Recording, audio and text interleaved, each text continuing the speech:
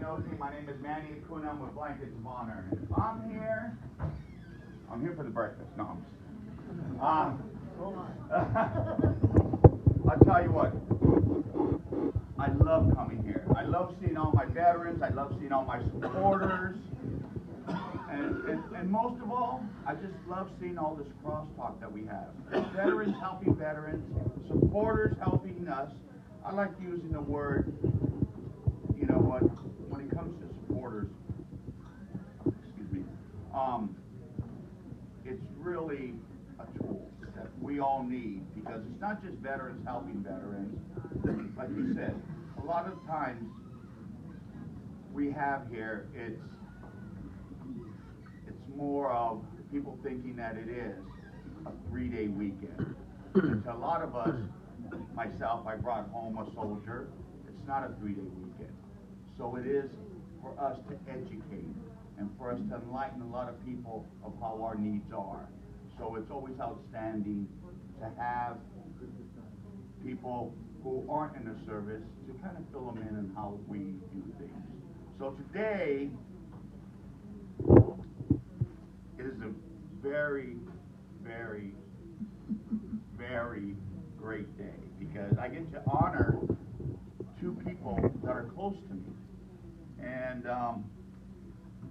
first of all, Bill, come on up. Huh?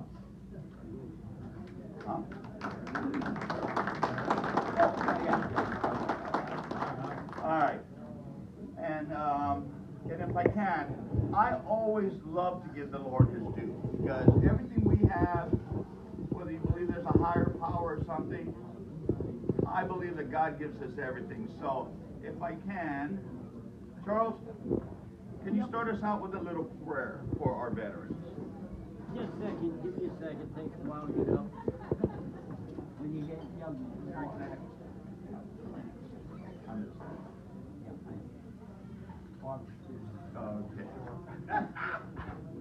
Okay. Hi, everybody. So this is Charles.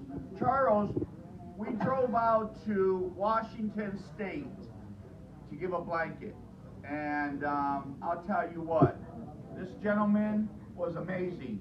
He's from Seattle. He flew out here, and I drove out there. So he's going to give the prayer. He's one of our alumni, and he's going to say the prayer. So, sir. Well, first off, thank you all for accepting me here. You're all good. And my family, I love every one of you. Just like God loves us all.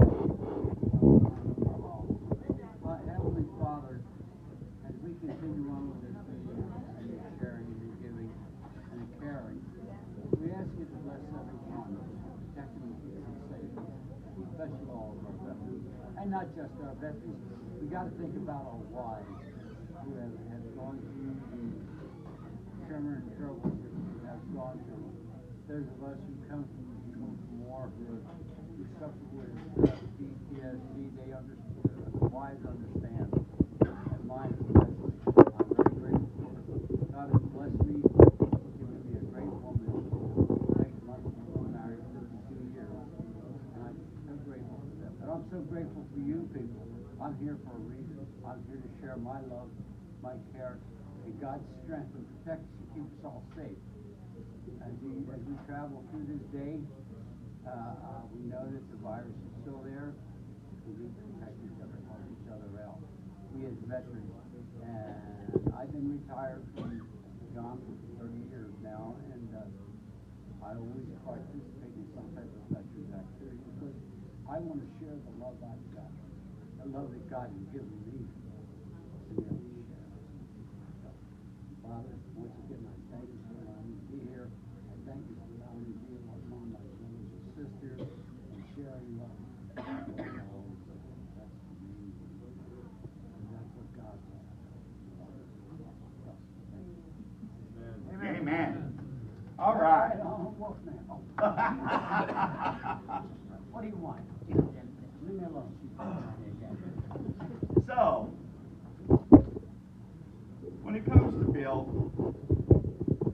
served in his beloved Navy, and as you can tell, he has his real love for the Marine Corps. And the jokes are and the reason why we have these jokes is because he really wishes he was a Marine. and he couldn't pass a crayon test. So anyways, Too intelligent. so he was stationed in California. He joined in 1970 till 1979, and then in the reservists from 1990 to 2001. Now, when I first came here and asked to do a ceremony, I met Bill. And he was like, yeah, we'll get you. And he just had so many moving parts. And as I watched him, I just saw the love that he had for all of you, whether you were a veteran or not, but wives, everything that was going on.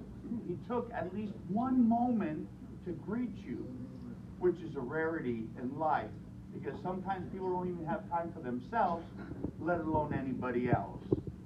So, Bill, we are here to thank you for that service. We are here to honor Bill Terry, who served in the United States Navy, a blanket of honor. He has served his country honorably and faithfully. And nowadays, that is a thing that is very shallow in these waters these days. I got that. So as we wrap this blanket around you, let it be known that you are never alone. And as long as we exist, we will always be here to comfort you and honor you. We are brothers and sisters in arms. And for your service, you are truly not forgotten. Just like the threads in these blankets are woven together, we are woven together in that same facet. We have a bond that no one can break. Know that there are less than 3% that have served this great nation. And we are here to thank you for that service and that commitment. So again, we thank you for that outstanding sacrifice and for that outstanding commitment. But most of all, for your love of country. And from what I see, your love of fellow veterans and fellow just people that just want to serve you. In closing, I want to bring up one more person, Mary.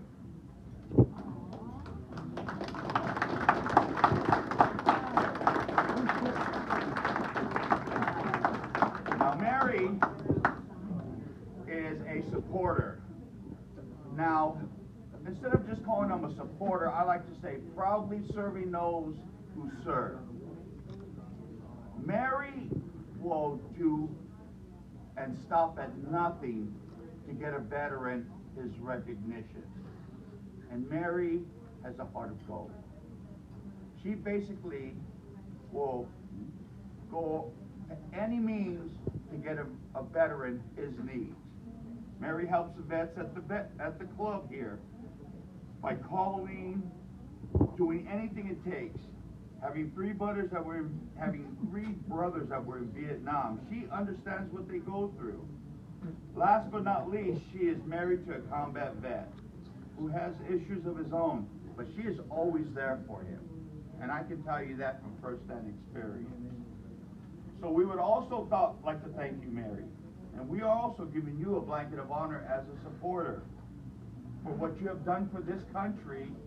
Because I'll tell you what, when it comes to us, we can come home. We don't need the thank yous. But I'll tell you what, it's nice when we have somebody like Mary. When we come home and they get a hug from somebody who truly cares for us. Because we're tired of not having that. And it's nice. So as we wrap this blanket around you, Mary, you will always have that love and comfort. She will always be there if ever needed. Just like the blanket goes over the tired and weary battle soldier, we would like to thank you for your service and commitment to those who serve. We thank you for your love of country and our military. In closing, I'd like to give you guys a scripture. Have I not commanded you? Be strong and courageous. Do not be afraid, for the Lord your God will be with you wherever you go. Joshua 1:19. Now, at the end of any ceremony, a good commander or a good friend, mostly in the commander's type, would have a coin. And in that coin, it's very unique. to the person giving it. And what he would do is he would have it in his hand. First of all, he'd shake that person's hand. Job well done. Salute.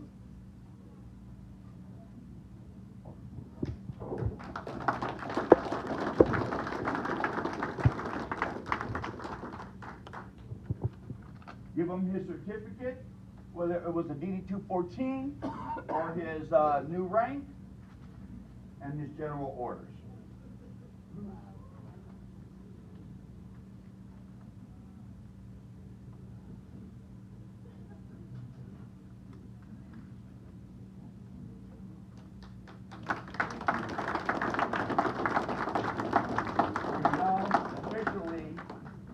Proudly serving those who serve. And here's your orders. Doing what you do for life.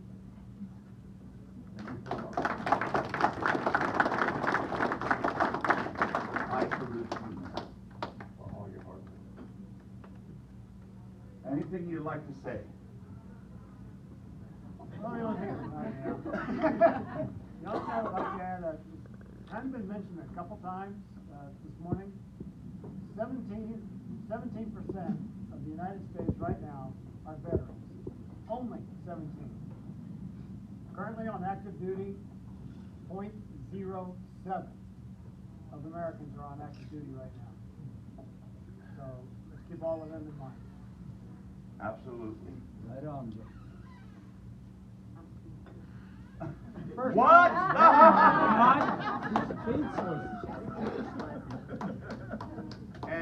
And you know, we can't do this without you guys. So, whether it's prayers, whether it's your generosity, thank you guys, really. Because this is what we do here. And I'll tell you what, when I go home and I thank God at night, I think of all of you, all of my veterans, and you guys are so precious, the blankets of honor. So thank you guys. Have a blessed day.